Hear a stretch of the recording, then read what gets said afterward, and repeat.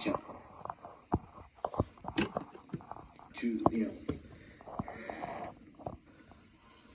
the danger of desire, the power of desire, the power of selfish thinking.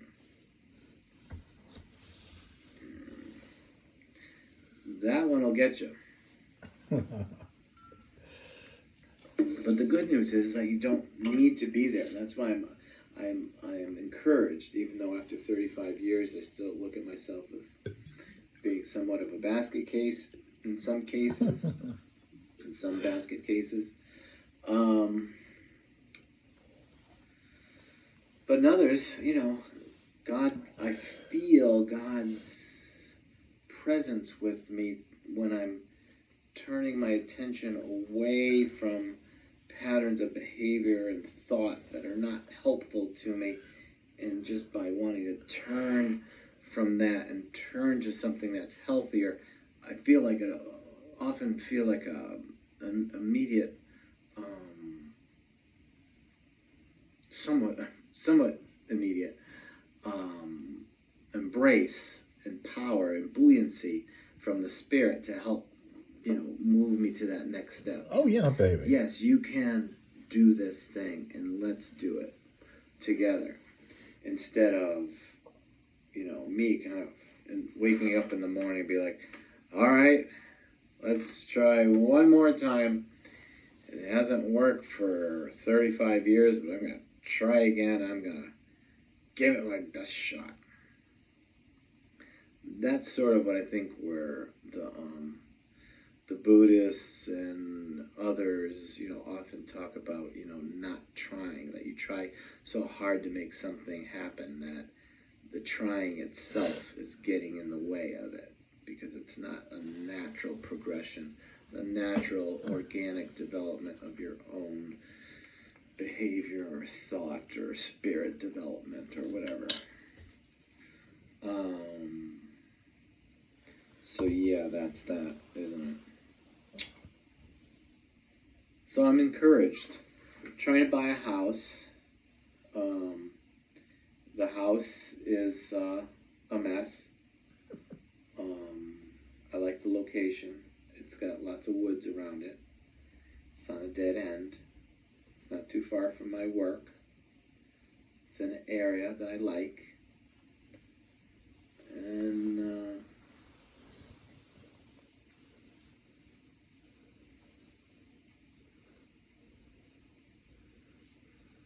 I think I'm going to buy it. I have to get a lot of money, though. I have to take some money out of retirement, unfortunately, which is really kind of making me sad and disturbed, because you get penalties by taking the money out too soon.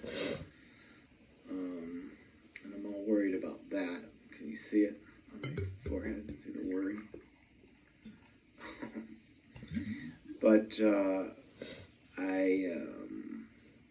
I'm going to keep giving it to God and keep looking for help in how to think about this whole thing.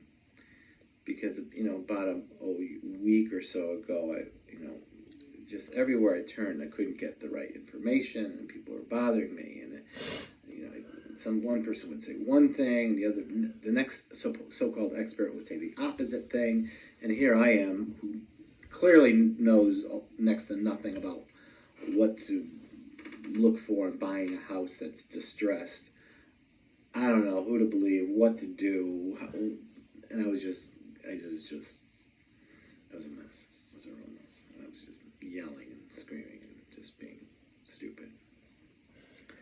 But I had all those emotions in there, so you just had to get them out. I think I had to get them out. Well, it felt good to unload them, just get that all out there. Because I was really anxious. And so, I feel better now. But that's because things are coming together, not because I have, arrived to a more mature place where I am more in control of my thoughts and feelings and no, the circumstances just changed in my favor. So now all of a sudden, I just so enlightened that I can just, share these gems with you.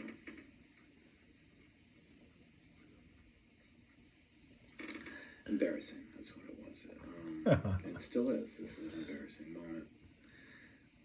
We have about a half hour left of embarrassment.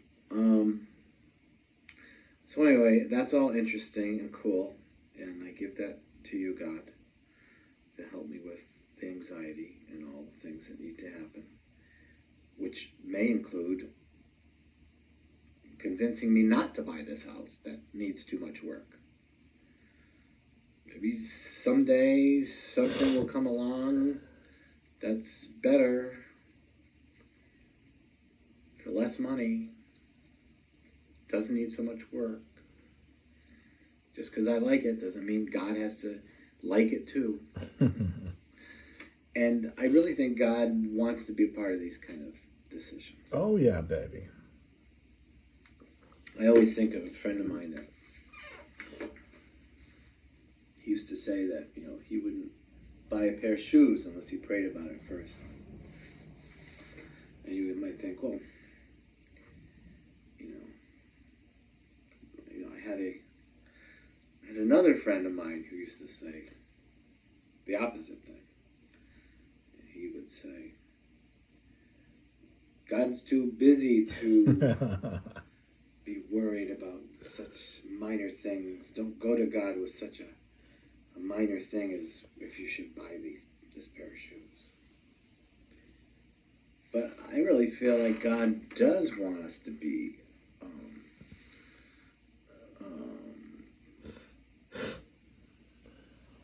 close enough, or within earshot, or sensitive enough to know if a purchase may be untimely. For instance, if, there may be, you may be getting a gift in the mail for running shoes from your dad. But you've got extra money on you, and you could just go buy those running shoes that you want. And you say to yourself, well, I'm hardworking. I have this extra money here. I can do this. I could even put it on my credit card. It doesn't matter. I'll pay for it. I want to get these shoes before somebody else gets them because I think they might get discontinued. And God would want me to be happy, so I'm just going to buy these shoes. You sort of talk yourself into, God wants me to have these shoes. And then you spend the $130, whatever it is, on a pair of running shoes. And then 2 days later, you get a gift in the mail. And it's your dad sent you some shoes for half the price. Not exactly what you wanted, but will definitely do the, protect your feet and be useful to you. And they did discontinue those shoes, so now you can't return them. But you want to return these shoes to your dad and let him get a refund and get his money back because you already bought shoes for yourself. I mean, all this sounds ridiculous, and like this one friend of mine would say, he's like, God doesn't want to get involved in all that kind of nonsense. Are you kidding me? But maybe he does. I really think he does. Because if it would bless your dad's heart that you would wear the shoes he bought for you, that maybe he saved for 3 months to buy you this gift, and they'd be perfectly fine for you and serve your purpose well, but you, because of your own lack of sensitivity to the right timing of things, you just went ahead and got yourself what you wanted because you deserved it. So you're thinking of yourself, you're getting what you want, you think it should make you happy, but you would have been happier to wait 2 days and get those sneakers